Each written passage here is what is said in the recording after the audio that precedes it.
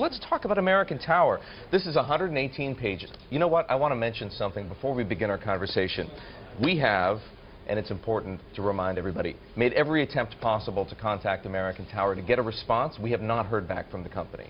So just for those who want to know what American Tower has to say, we're waiting for a statement, and we'll bring it to you as soon as we've got it. But let's dig in to your research. 118 pages, Carson. Manifold reasons why you have concerns, about American Tower. What's number one in your mind? Okay, well, number one in our mind is the emerging markets and frontier markets business. I mean, this is really the cornerstone of this great growth story the company tells. Stock has tripled, right? Yeah. I mean, it's been screaming. And you know, when we have gone into the field, I mean, actually rolled up our sleeves and figured out what's going on in many of these emerging markets. And the reality is actually very different than what the company tells you. I mean, it's been able to create the illusion of growth in part through this de facto lending business where it's giving carriers money that they give right back to it and it books it as revenue. So that's one of the issues. But it's also the way that this business is working overseas, it's just not going to work as well as it has in the U.S. And investors don't understand that. Well, you make a number of accusations and allegations, and it's a pretty scathing report. Did you call the company before you published this report and get any comment from them? Well, we never told them, hey, we're muddy waters, we're about to publish a report. But it's safe to say that we have had perspective from the company on a number of these issues on multiple occasions. Carson, in your research, you raise that very important word, or at least the possibility of fraud. You seem to have taken pains not to call American Tower a fraud, but to say there's potential for fraud. Why do you say that? Well, what we did find is that in one transaction in which American Tower claimed to have spent $585 million buying towers in Brazil, the actual number that was paid for the towers was really only in the lower 300 range. So we've got a differential of about $250 million. Now, if the company knows that that was the case and has not disclosed that, that would be fraud. But if the company does not know that it didn't actually pay that much money for towers, then that would be something else. Hang on a second. How could the company possibly not know what it paid? Well, now you're asking me to speculate, and there are a number of possibilities. Look, you could have had a situation with employees at the local level. You might have had a situation with the sellers.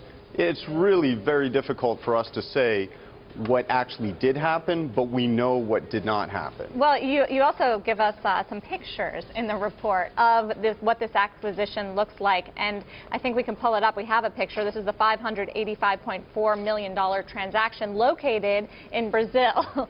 Doesn't look like much of anything. This is the company that appraised the transaction? Yes, this is the company that appraised the transaction. But and it was located citing, at this address? Yes. You're citing Google Maps. Did you actually go there? Because Google Maps cannot...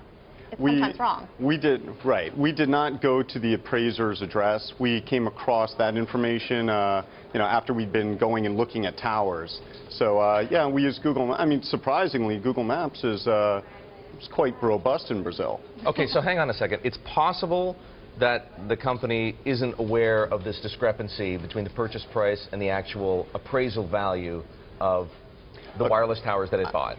I can't speculate on what the company does and does not know. And clearly, the company needs to investigate this.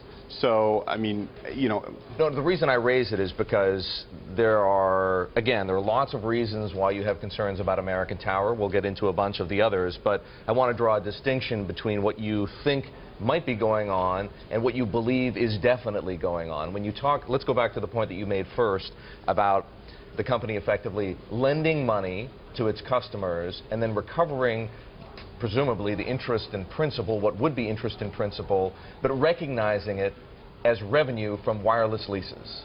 Correct. You believe that that is going on? Well, I don't think the company would dispute that. I mean, it's one of the way that those situations work is if the tower would be worth, say, $150,000 at market price, and based on what the carrier would lease it back for at a market rate, the carrier might say, hey, look, we want our balance sheet to look a little stronger, give us 200. And American Tower would say, okay, we'll give you 200, but you need to give us back more money. That's a very nudge, nudge, wink, wink kind of situation, though. Does Sure. that pass muster with accountants? Look, as far as we know, and I actually I have a contact who's with the one of the accounting regulators, and several months ago I brought sale and leasebacks to his attention and asked, have you guys ever looked at this? Because in certain situations there is a lot of potential for abuse. I mean, at a certain point it becomes kind of a round trip of money. Now, as far as I know, there's nothing illegal about this, or should we say improper, but it's very misleading.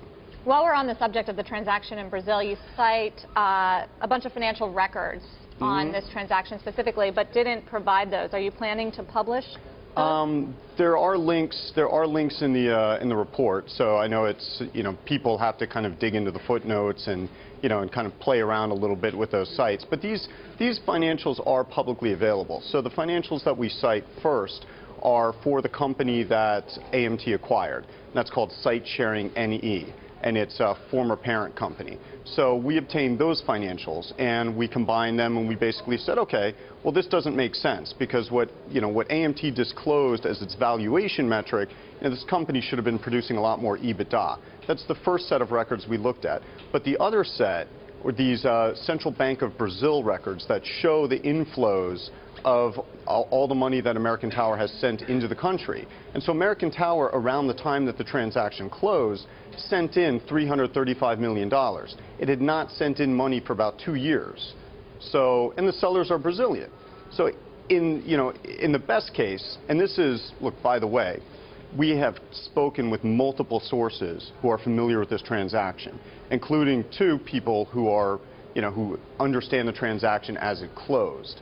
So, but putting that to the side for a moment, the best case scenario for American Tower would have been, okay, you paid some money offshore when the sellers are Brazilian and are probably trying to evade taxes. But we do not think that's the case, and the sources that we have made that very clear that this was a $300-something million deal. Is it possible that this discrepancy, the $250 million, is missing? Missing is, missing is the word I would use. I mean, missing from accounting records is one thing. Missing, as in somebody else has it, is something else entirely.